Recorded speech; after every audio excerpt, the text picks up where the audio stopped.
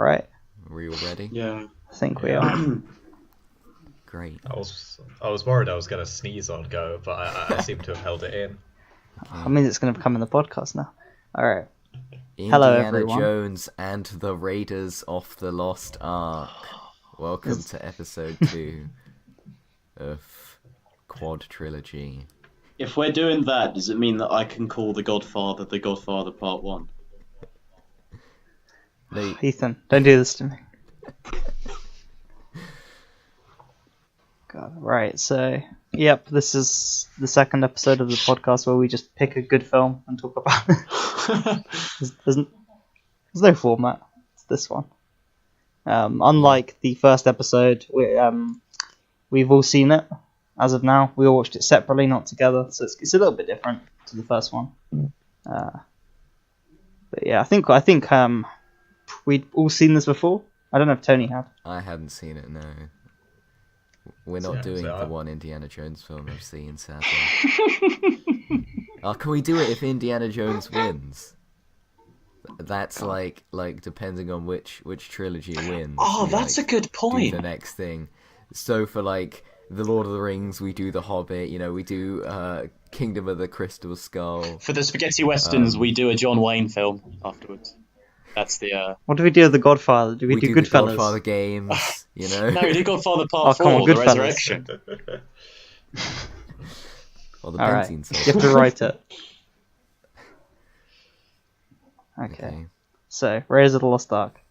It's a film that came out, I don't know what year. 82? In the 80s, maybe? 82, I think. Directed by Or Steven 81, Spielberg. maybe. This is 81. God damn it! It was produced by Lucasfilm, George Lucas. He came up with the story. He was, after Star Wars, he kind of just produced some good films and then went away for ages. And this is kind of the big trilogy that George Lucas was involved in after Star Wars, linking it all back to Star Wars. Which is the point in doing this whole thing. We're trying to find a trilogy better than Star Wars. Yeah. And personally, I think these films are pretty pivotal in my childhood. I watched them a lot. After Star Wars, Indiana Jones was probably the trilogy I'd seen the most. Oh man, what a great kid-friendly film this is. I think you'd be surprised what kids like. A lot of Marvel movies have like Infinity War is pretty bleak. But I'd say Marvel movies are like probably suitable for like I don't know higher than like an 8-year-old because you've got things like Groot impaling like 4 men with his big tree arm. I mean, this is comedy. This has got I know, funny but moments. Comedy. All right, fine.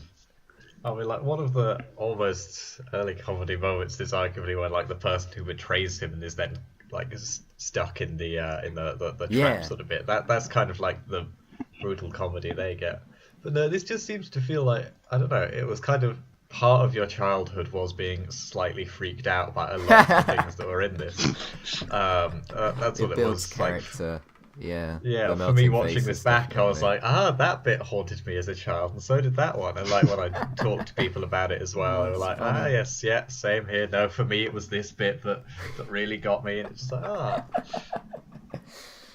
But, so I get exactly what you're saying, Tony. But for me, that's not a problem. That was just part of the charm of it in a way.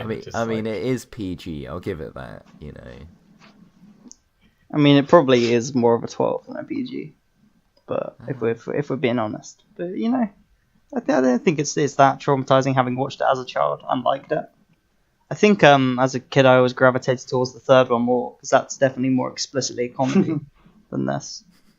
But this is probably the most critically acclaimed of the three. It stands alone. That's why it's not called Indiana Jones. It's called Raiders of the Lost Ark. It's a standalone film. It does a pretty good job of introducing the character and what he's all about in that opening scene. It's a pretty good time, I'd say. Very good opening scene. You introduce that French guy who's totally not René French. Belloc. Sounds South African. What's his name? René Belloc. Belmont. Belloc. René Belloc I for the had a 4th weird time. CH sound in there somewhere. What is it? René Belloc for the 5th time. I can't hear you, Ethan. You keep cutting out, but I'll assume you said... I did say it correctly. You could trust me on that.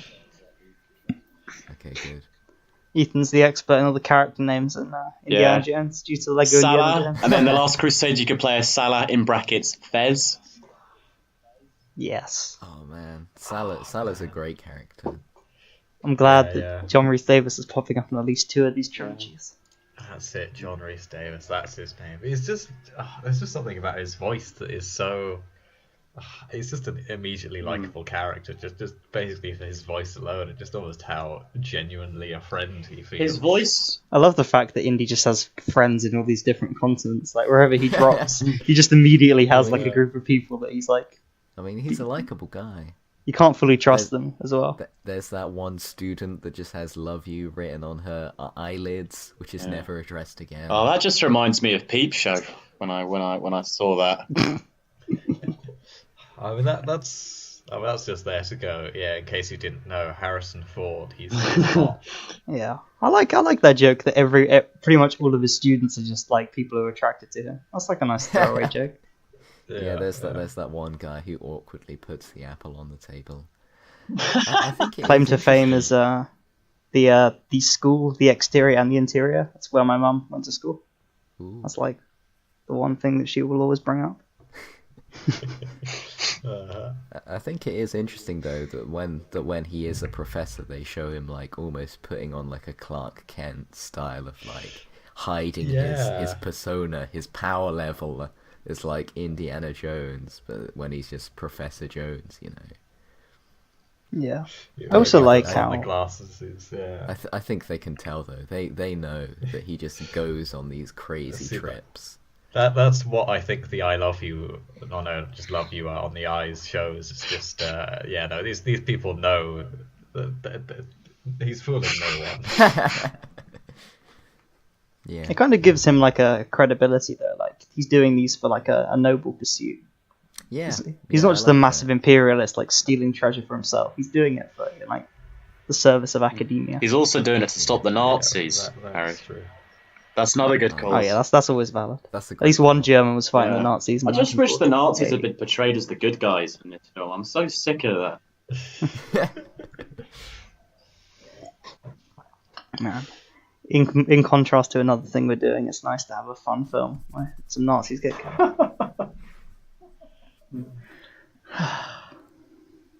So Tony, as being the person who hadn't seen this film as a kid, so wasn't naturally predisposed to like it.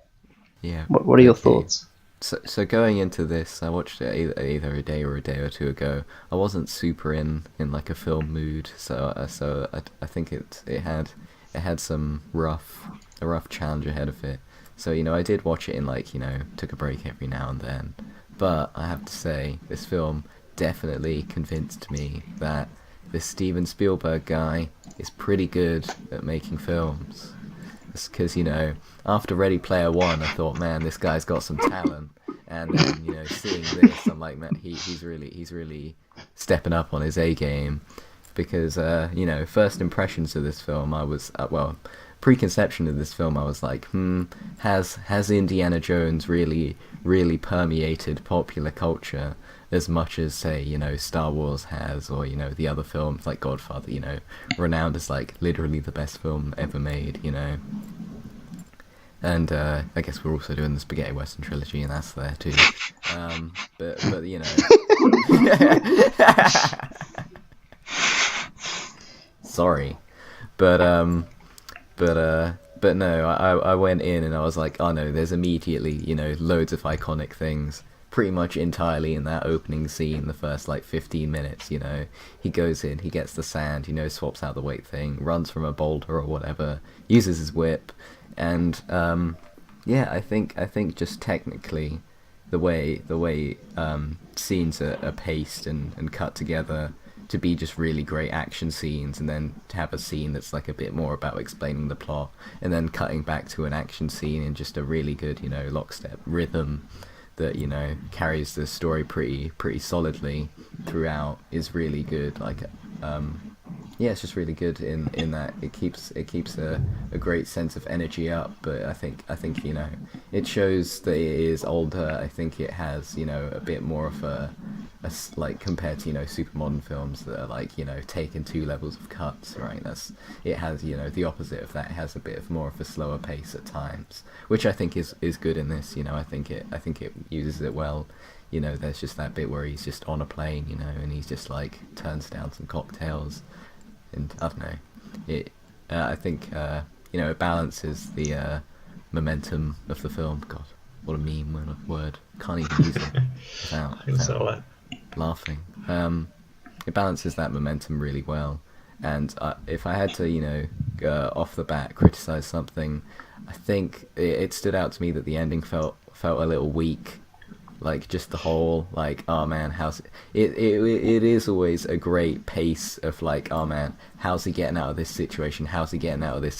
You know, he always comes up with something cool, and right at the end when he's like literally like, you know, captive, like surrounded by Nazis, and the thing that solves the problem is a literal god in a machine, a Deus Ex Machina that comes down and just kills all the Nazis. He's like, well, I guess he's got it now. I guess that's the end. But it's because they didn't close their eyes, Tony. That's why. It's because they didn't close their eyes, which is a thing that comes out of That's so nowhere, true. that Yeah. He just knows, oh, better not look at the demons that are going to come out of this thing, even though he explicitly says, I don't believe in all that. I don't know what he says. Tony, he was contemplating it while he was hanging to the side of the submarine while it was going underwater. Okay.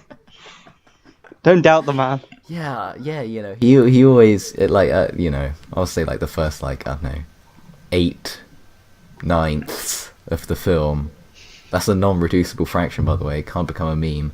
8/9 of the film are like really like, oh man, he always, you know, solves the problems in a really interesting way, you know.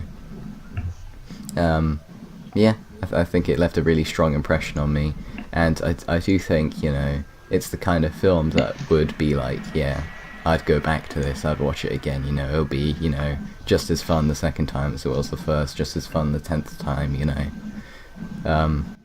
Yeah, it's the kind of film they don't really make anymore. At the time, it's the kind of film they weren't making. Am I right, Ethan? That decline of modern cinema. Anyway. Like much like Star Wars was kind of George Lucas harkening back to his childhood. This is a similar kind of. This is definitely like takes a lot of inspiration from films of like the 20s and 30s, and it defined, maybe less than Star Wars like you said, but it kind of defined a generation. It's like one of the greatest adventure film. It probably is the best adventure film of all time. And one thing that this has that the original Star Wars, I'm going to keep talking about Star Wars, I'm sorry, didn't have, is the added dimension of Steven Spielberg, who's probably the greatest director of all time.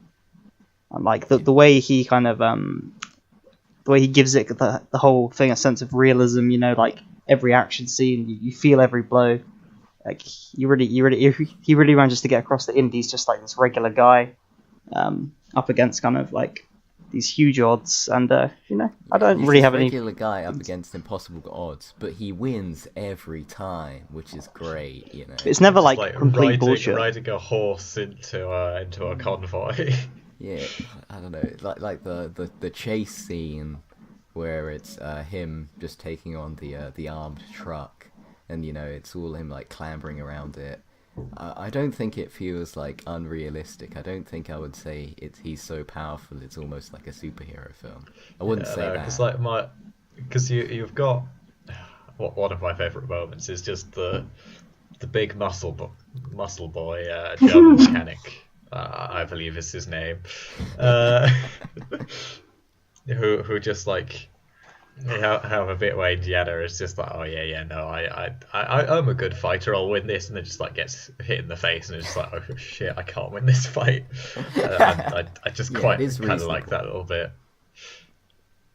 And then that though ends with a bit that like stuck with me as a child. The spinning blades of death. Spinning blade, because that's brutal. I know. They don't show it though. Like they show. It's kind of worse than they don't show it. Show the blood splattering everywhere. It's like Jaws, you know? what you don't see is scary. Steven Spielberg had like at this time he just made his name by traumatizing children. That was just what he did. Like every film was fucking either like stupidly sad like E.T. or just like absolutely terrifying. Yeah, I will say that I think there's a couple reasons they won't make them like this anymore. One being I don't think they'll get away with traumatizing children as much, and two, I think it would come across today as a bit insensitive to have this guy just go around to loads of indigenous cultures and just sort of just destroying things left and right. Just coming in and just making a mess of things. Oh man, I do like it. I think it is quite funny. And I think the problem with any film like made in the 80s or before that goes to like it's like a globe-trotting adventure is it's not going to be like the most culturally sensitive thing.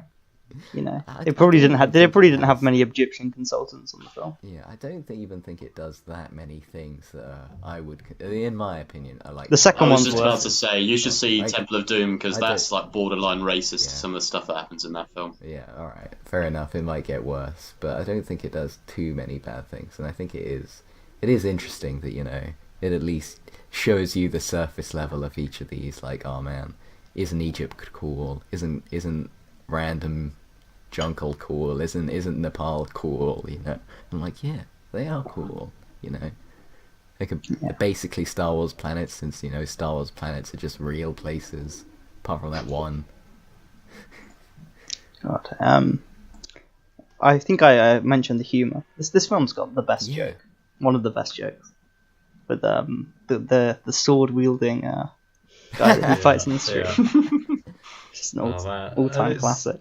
Like, that wasn't an intended thing in the script. It was just that they all had food poisoning basically, and there was meant to be like a whole I think fight scene in a bit where Harrison Ford like used his whip to take away the sword and the whole thing, but he just couldn't nail it, so he just went, what if I just shoot the guy? And so that was what ended up being put in, and it's just brilliant.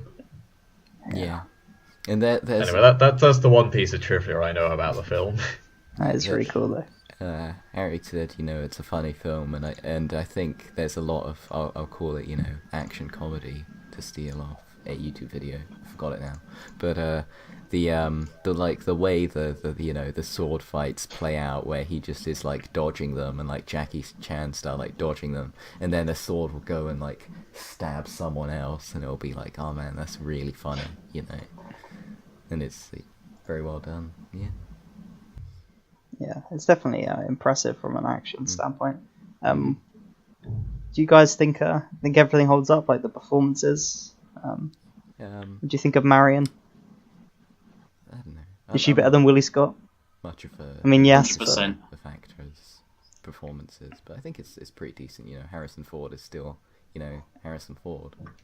And he definitely, I'd say, is not phoning it in this one, in my opinion. Yeah, this is when he didn't phone it in. This is before we got old Ford. Yeah, no, this is trivia I didn't know, but reading vaguely around it, but he ad-libbed quite a few lines. So That's good. I mean, and again, the kind of, why don't I just shoot the guy? You get the feeling that, I mean, even though that it is kind of him trying to do less, he's invested in the character and thinking what they do in a way. But yeah, oh man, it was an interesting day when I found out that Indiana Jones was Han Solo.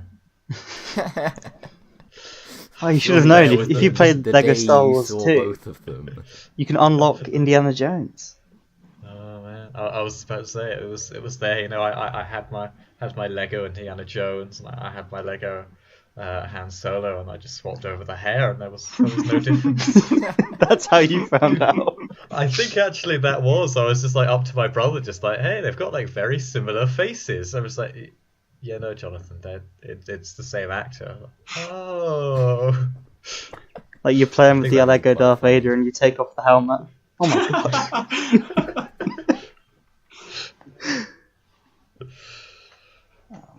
Oh, what a great film. Ethan, what do you think?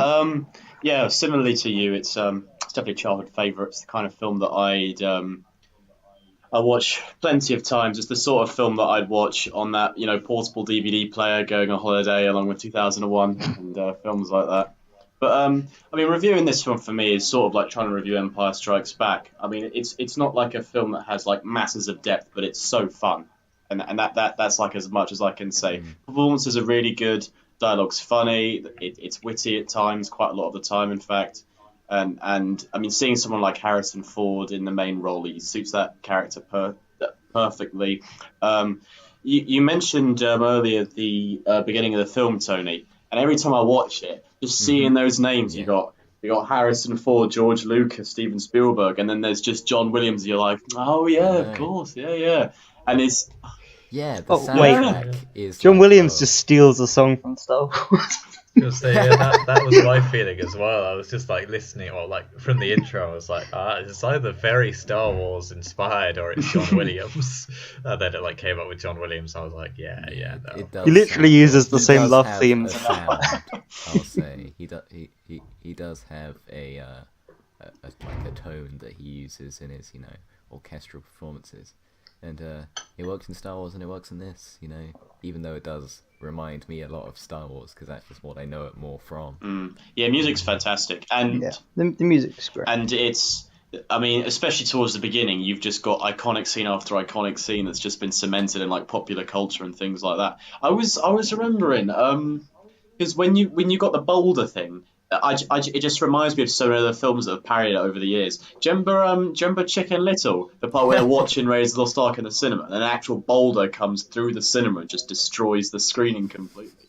It's just like, I mean, you could just tell when a film is great if it has that sort of influence, and it's just remembered to this day. Yeah, and as well, just like the way he like flies from location. Ah, that red yes. line that Oh my just God, the red goes. line. Travel That's by another map. thing. So cool. It's the Muppets too.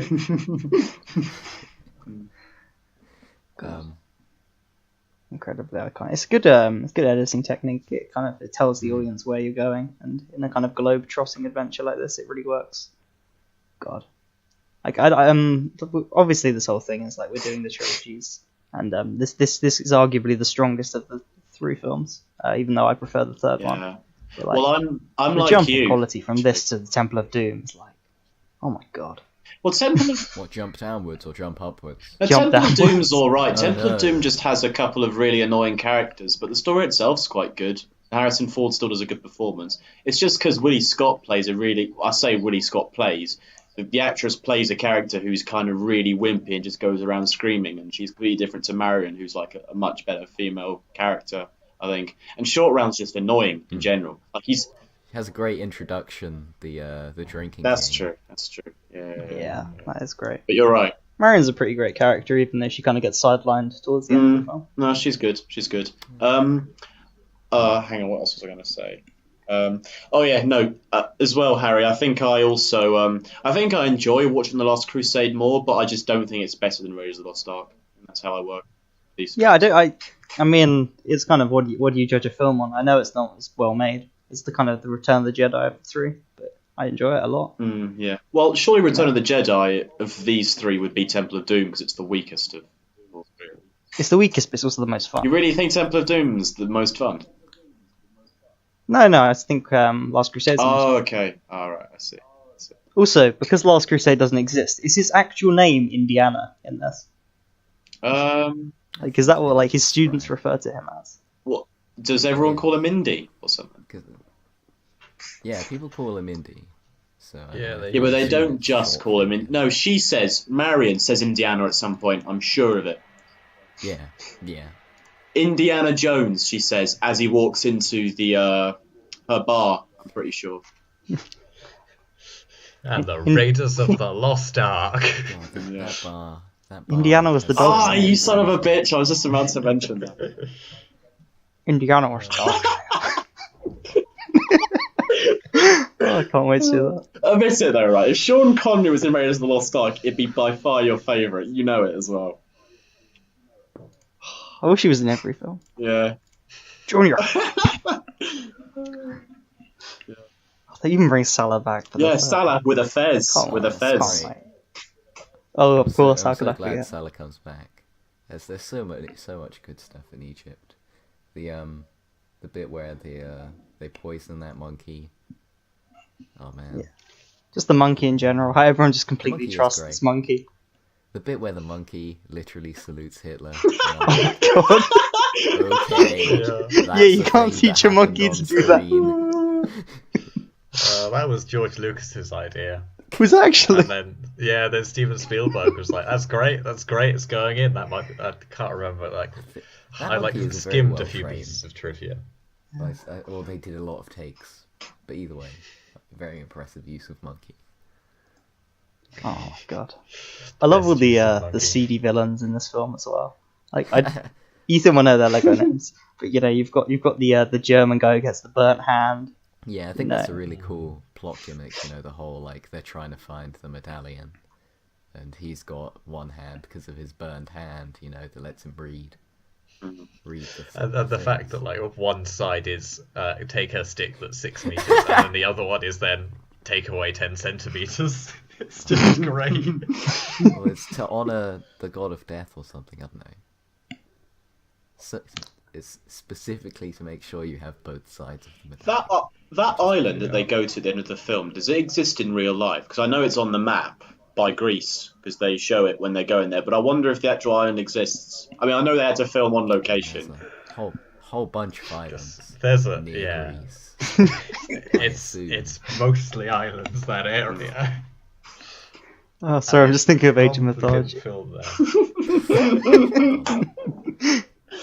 Yeah, one of the common criticisms of this film, which I don't know if I subscribe to now, is that Indiana Jones, the character, has absolutely no kind of agency of the plot. Yes. He's doing all these cool things, but essentially it all would have happened without him. And because the Nazis would have found you could call the ending an anticlimax. And then they would have gone to that island, and then they would have gotten themselves killed. Indiana Jones had no bearing to the plot until he took the Ark away at the end. Because then the Ark would just be there. The Indiana Jones was there to bring it up to the British government, who would then take it to top. That's a good final shot. Yeah. I really hope we get an action scene in that area with Ray Winston. Oh god. Oh my god. I hope they do That's that. right, they go back to that in the Kingdom of the Crystal Skull, don't they? That Indiana Jones film that you've seen, Tony. The other one, anyway. They do. Hope there's some giant ants as well. Fire ants. Oh man. Marion's in that one, isn't she? She comes back for the fourth one, right? Tony? Yeah. Yeah, I thought so. She does. God. And Shia LaBeouf's in it as well. I think this trilogy thing would teach us that you can't make 3 good films. Oh, I really wish that we'd done the Indiana Jones trilogy, but we'd started with Temple of Doom and just avoided Raiders, and just did that, Last Crusade, and Kingdom of the Crystal Skull as well. God, no. Do it in chronological order. Start with Temple of Doom. The yeah, you were saying that he doesn't have agency, and I don't know. I feel like a lot of the plot is driven by him, escaping from things. I feel like at any point, if he wasn't a cool enough dude, he would have just stayed in a cave and died. And which, by escape, I think, especially when he goes after the Ark of the Covenant, is shows that the plot has a lot of energy, and I feel like he does drive it, which is why his name should be in the title of the film, But it's not. He's one of the Raiders. The Lost Ark. Oh my god. Yeah. He definitely could have ended up like Doc Ock with that spike through his head. God. Did you guys notice that was is that Doc Ock? Alfred Molina? It is No Alfred way. Molina. Yeah. Oh, actually, yeah. I mean, he's aged a lot, Yeah. but it is him. Yeah. That's mental. I love the guy who just flies the plane, who just doesn't appear for the rest of the film. Yeah. Just has a pet snake. I kind of love the kind of snake. anthologies kind of stylings of this, all these it almost the beginning almost plays as a kind of, it's completely unrelated to the rest of the film. It does so well to establish the character and everything. Mm-hmm. It's great. Anyway, I probably should wrap this up. I just want to quickly say that Lego Indiana Jones is an absolute banger of a game. 100% of that game.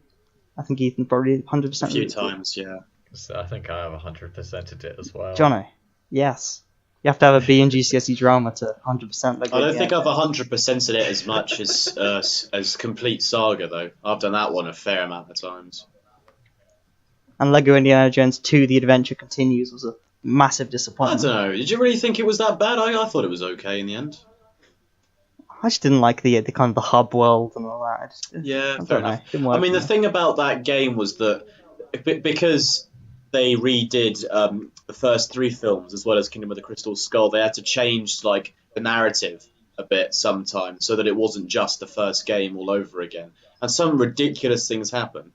I think I won't go on about it too much, but the fight scene with Belloc at the end of Raiders in the second Lego Indiana Jones game is just ridiculous. It just doesn't happen in the film at all.